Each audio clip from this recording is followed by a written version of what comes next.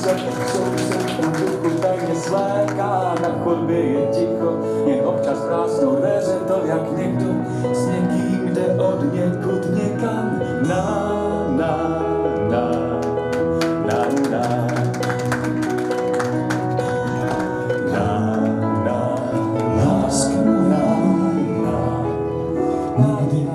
Nebudete sami, i kdybych někdy byl dál, já jsem ta dlouhá čára, ve vašich dlaních mám přání.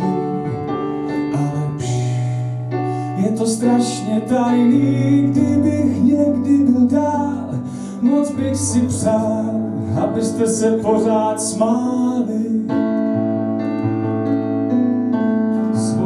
Náruč vám dávám, navždy patří jenom vám, jen s vámi to zvládám. Ukazuju. Tak, dívka v čísle 5, Ester Gregorová.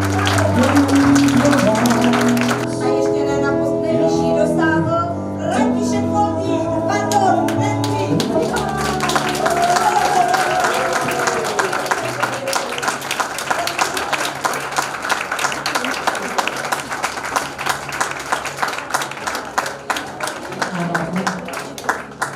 Gratulujeme všichni. Teď přijdou šerky.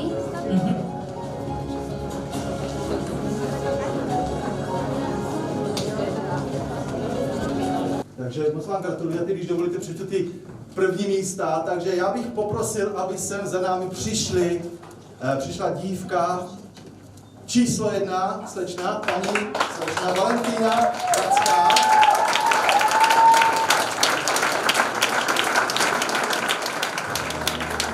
A první místo mezi muži, chlapci,